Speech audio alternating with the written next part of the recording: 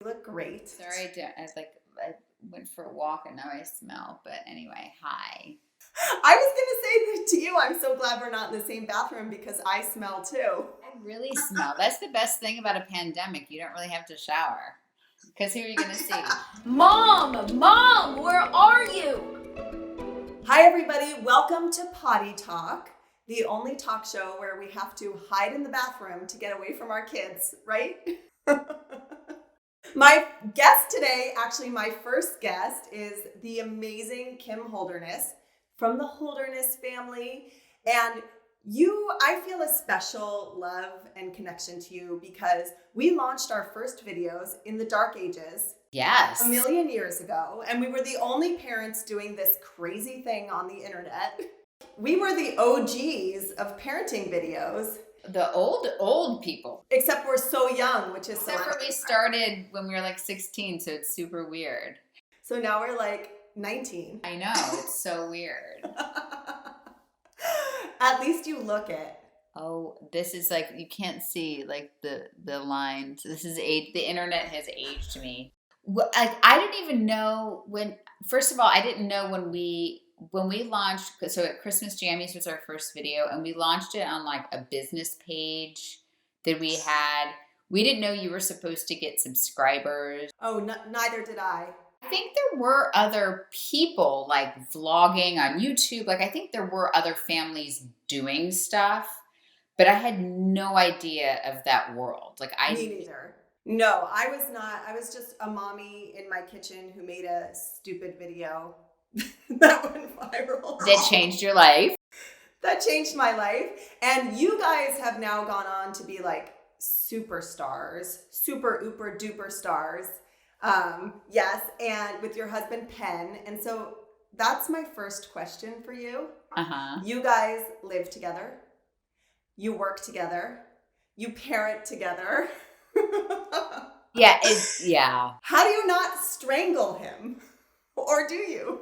It's funny because we always joke that like in dog years, we've been married for like 300 years because we live together, we work together, we parent together, we run a business together, we create things out of nothing together. So I think that we have literally, I feel like we've done more marriaging in our 15 years of being married than a lot of people have. Because most people see each other maybe in the morning for half an hour and then at night before bed.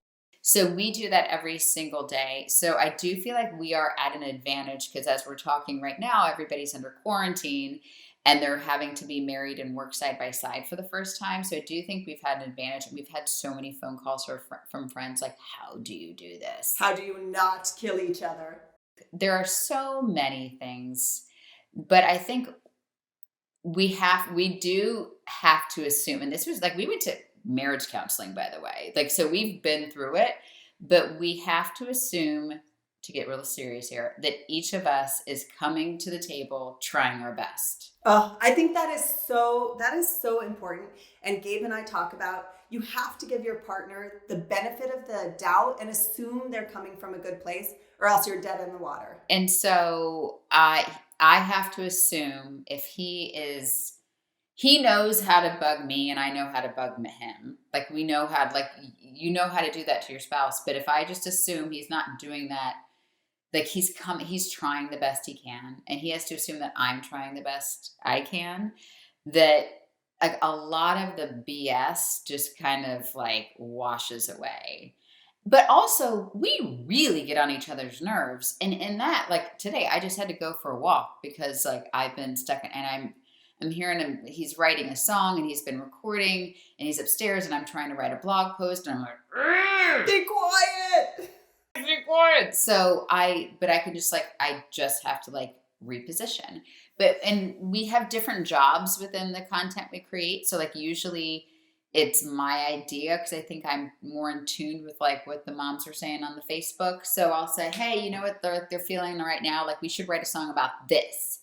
And then we'll kind of like hash out if it's a parody song or original song. And then the rest is him. Like I'll usually do a Google Doc with like situations of things we need to be including and references we need to be including and things like that.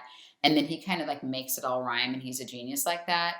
But then I do all the other stuff, which is like a lot of other stuff. A lot of other stuff. We have two very different jobs, so it helps us from like, we're not on top of each other like that. And we work in different parts of the house.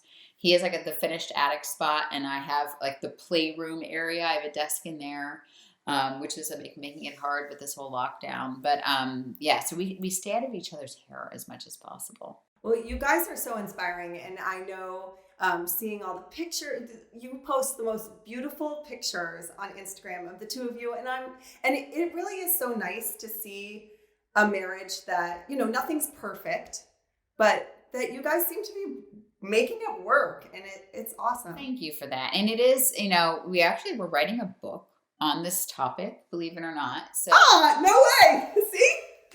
Next year is supposed to be out. We're like finishing it this summer. Do you have a title yet?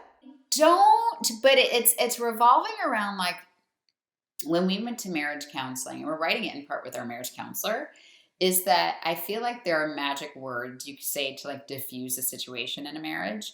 And so I always would say to our marriage counselor, like, just tell me what to say. Like, just tell me the words to say that you know what I'm trying to say, but just like get me out of this situation. So there's like if it's a fight we're having in our house, it's a fight you're having in your house. So like, what are the words that I should be using to de-escalate? And that, like, it really has changed our marriage. So basically it's 10 fights that we tell a story of 10 different fights, and then like the tools we use to get out of them. And we find ourselves like, when we're fighting or have like some doozies, like yelling these things at each other, and it kind of like centers us. Like we kind of yell these magic words to each other, and it kind of centers us. But I have to say, fundamentally though, I chose really well. Like, he is my person. Aww. He is very resilient. Like, when we do get in fights, he recovers faster than I do, and that's like been really inspiring too. So we say in the introduction of our book, like 50% of marriages end in divorce, which is terrible. But 50% of marriages, we're going to stick it out. Yeah, glass half full. Like, this is the book for the 50% that want to stay married, and not only want to stay married, like want to have like a really, you know, excellent marriage. So that's like, we probably can't help you get through severe trauma or infidelity. Like, we haven't walked that. And there are like books, there's a whole section of books on that. But ours is for people who just like want to fight less and fight better and recover more. So, yeah, we really do. I don't know if all of our pictures are perfect, but like, we really do like each other, which helps. Yes. And you can tell you guys really do like each other. And it's so funny you mentioned the word, because Gabe and I came up with a word, asparagus. Oh. And when things are spiraling out of control, he's like, asparagus, asparagus. Which means stop. Because otherwise it can just escalate and escalate and escalate. And I'm kind of an expert at escalating. Me too. I'm really good at it. Yeah. I'm really good at taking a small thing and blowing it up and screaming. Yeah. We call that like, we call like stay in the airport, which means like, we would start, if the airport's our fight, we would start like, well, I want to go to Miami, and what about the time you did this? And then I want to do that. And then like, so like I would like hop all over the map in terms of the fights. And it's just like, stay in the airport. And it's like, you know, we'll get into one fight about one thing. And he's like, no, bring it in. Go stay in the airport. Like, just, this is the fight that's here right now. Right. Because it's so easy to pile on and be like, and then you leave your underwear on the floor every morning. So by the way, I'm like in our bathroom. Here's like, here's the hamper. There's the clothes. Like, you just take it. Yeah, I don't have, if you have a fix for that, like, if that's in the book too, but I don't have a fix. I actually have one of my passive aggressive tutorials about how I know it's so difficult when the clothes are 3 inches away from the floor. It's really hard to pick them up from the floor and get them that 3 inches. I know, but see, so I see him and he thinks he's a basketball star, and he's trying to like shoot the boxers into the hamper. But then he misses, because he turns out he's not a basketball star. He's not LeBron. But then they just sit forever until mommy picks him up. All right, so we can hide, but someone's going to eventually find us. So I'm going to ask you these potty talk questions. It's like a rapid fire. I'm going to ask all the guests these and see what your answers are. You ready? I love it. Bring it. Okay. What do you miss most about your pre-kids life? Brunch. a boozy brunch. Oh, yes. In New York. That you start, yeah, and we lived in New York. Like it starts at 2, like, and then like a 2 to 5 brunch. Because you didn't wake up until noon. Oh, of course, yeah. Okay, what is the worst piece of parenting advice you ever received? Make your own baby food. I did it, and it was terrible. And they make such good baby food.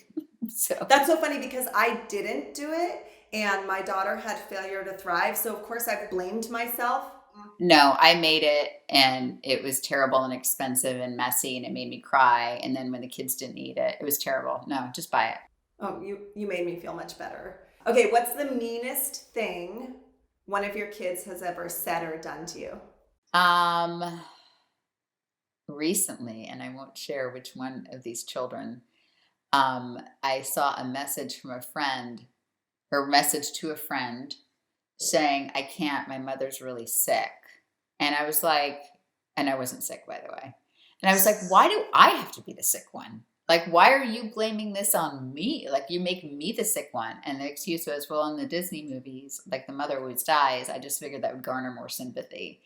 I'm like, yes, there's that. Yeah, they're genuinely like very sweet. But they do always pick to be, like they prefer to, like if we're picking teams to play a board game or we play spike ball in the driveway at night, or they always pick daddy because daddy's way more fun. I'm always like the last one standing. Yeah. Yeah, dads always are way more fun. And then mom's the nag. Yeah. Yeah, I make things clean up. Yeah. Okay, what's your biggest parenting mistake? There have been a lot. I think especially with Lola, we call her our first pancake because, you know, the first pancake always kind of like turns My out mom weird. says that to me, and I'm her first. So I'm the burnt pancake. I know, and I don't say it to her, but like we say it about her. I think we hovered too much and we did too much for her. And so there was like now she's like very independent, but it was a real task, like trying to get her to do things for herself. So I think I totally over-parented it just out of love. Well, you have that amazing parody. It's a helicopter mommy. That was me. That was based on like my life. We ordered skateboards for them because I was like thinking of things to do, you know, just to like another mode of just getting them out and moving. And then I just read something about how some celebrity's 15-year-old daughter has had like a traumatic brain injury and is in, and like, I'm like, oh God, okay, wrist guards, helmets and knee pads. And I'm like, oh, I need to like, yeah. So that's where my brain goes. That's why I have my kids this whole quarantine just sitting in front of video games because I figure it's safe. It's safe. I mean, they might be exposed to a little bit of porn, but you know what? I wanted to get a trampoline, and Gabe said absolutely not because our kids are so accident prone that we'll definitely end up in the ER and definitely get coronavirus. I know. I did tell them, I'm like, if we get these skateboards and you break your wrist, I am duct taping them together. You're not going to the hospital. So being married to someone from West Virginia, he truly believes duct tape can fix anything. So it can. Yes, in the South, I already have it in my brain. You like splint it up, duct tape. I mean, it's a cast. Same thing. You can sign it with a Sharpie. You can. You're fine. Okay, describe parenting in one word. Probably you don't want a swear word, would you? Keep it clean, Kim. I would say parenting is funny. It's just funny. It like in the ironic way, and then also like what did we laugh about before we had kids type of way. It's just it'll sneak up on you and give you a gut punch. It's just funny. Which I love, and you have to laugh about it or else you're going to be a sobbing mess. Yeah. Okay, what is your proudest parenting moment? I am really proud of how my kids have been handling this, but I have to say last night, my kids, like we did not trigger this. We did not mention this at all. They came to us and said, we think you guys need a date night. And so they forced us outside. They told us to get dressed up and to go sit on the porch.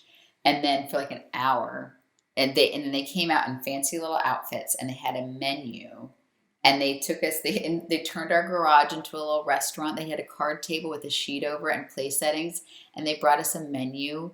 And they brought out wine, like with the screw top. And they poured This is the cutest thing I have ever heard. I wanted to cry because yes, we're in the garage and we were right next to the trash cans that were really smelly. But they like brought us, they like thought about stuff and they brought us like and it was lovely. My heart. I know, like Penn and I sat there, we had a real conversation and they would come out and check on us. And it was like they made for dessert Oreo nachos and Yum. they put nachos with crumbled up Oreos and then they put chocolate chips all over it and then they melted it in the oven. It was delicious. That was dessert and I ate the whole pan. So like I'm really proud that we have kids that like thought about us in that way, that know that their parents, love them, but also need time away from them. But back to what we were talking about at the beginning, I feel like you and Penn are modeling that and modeling love and caring in your house. And clearly it's trickling down. Fingers crossed, man. Who knows? Like, day by day. Something's getting in there. Okay, last question. What is your best piece of parenting advice? Oh, gosh. I would give the advice that I wish I could take, which is just enjoy it more. Just, right before this, I was like working on something. I was like really wrapped up in this stupid work thing. And my daughter's like, will you do a TikTok with me? And I almost said, no, I'm busy. But then I like put it down. I stood up. I did the stupid dance that I looked scared. Like I looked scared the whole time. It's terrifying. I learned Renegade and I'm not really doing it right, but I can do this part. And I mean, like all these middle-aged moms on TikTok right now, it's like these kids have to be so annoyed. But I really just enjoy it more because it goes so fast, like the good and the bad. What did they say? Like the days are long, but the years are short. And so I have to remind myself every day just to like enjoy it. And it's hard when they're crying and screaming or they're getting trouble at school or they're having trouble at school or having friend drama. It's like really hard to enjoy it. But I'm very aware that very soon that they're going to be gone. That's where it's hit me really hard. I've got 8 years left with one and 4 years left with one. It's going to pass like this. Blink and it's going to be done. And then you're going to be like, that's why like I always call my mom and I always make a big deal about calling my mom. Cause I was like, you guys, see how often I call Grammy? You're going to call me that much. Huh? I've told my kids that they actually have to stay in state for college and then they have to move back to our little podunk town. I told Lola, I'm like, if I can be your roommate in college, I'll buy you beer. And then she wasn't down for it. I'm like, but you could be the cool one that gets the beer for the parties. And she wasn't really into that. Yeah. This was so fun. I feel like we actually got to hang out and hide in the bathroom together. This was lovely because I tell my family all the time I love them, but I really need to see other people. So this was lovely. I know. I miss my friends. It's probably the hardest part of quarantine because truth be told, my life hasn't changed that much. I'm an introvert. I never really left the house anyway. No. I think the biggest thing for me is because we already worked from home, and I am an introvert. But I'm an introvert, and now there's people around all day long. So yes, I'm an introvert, and I literally have to hide in my bathroom to get any amount of privacy. So that's why we're doing this in here. Because otherwise we would have been asked for 45 snacks and Mom, can you help? And will you do a TikTok with me? You're going to see a lot of this. Yeah. So so that's the core. And then the friend, and I think it's going to be a while. I think we're going to be in quarantine for a while. So I think it's going to be a while. And they canceled school forever. I know. I'm like, are they going to have like a first day of school? Are we doing first? Yeah. I'm terrified of that. Because, Professor Holderness roll sucks at math. Well, I count on my fingers, literally. Like if I'm playing Scrabble with you, I will count up my points like this. I don't judge you. I have to, like, that's why iPhones have calculators. Like, I don't need to know. Hey, come in. Come in. This is Lola. Oh, hi. I knew we would get interrupted. What did we do? Glue. Okay, sorry. We're gonna play tennis. Okay. You have glue on your legs? Yes. I'm gonna peel What? it off. What? To peel it I'm off? bored. She's bored, so she's put glue all over her legs, and now she's gonna pull it off. She's practicing to be a waxer. You know It what? doesn't hurt. Like, it's really satisfying. You know what? But now you have glue all over the No. floor. I just put one little thing on there, and that's all over the floor. We need to argue over tennis. Okay, have fun. Okay. I love you. Bye, Lola. What did I do? You did nothing. You put glue on your. Will you wash it off? No, it's really fun to tear it off. It's really fun to tear it off. Okay. She's gonna be doing my highlights soon, so I have to be nice. Yes.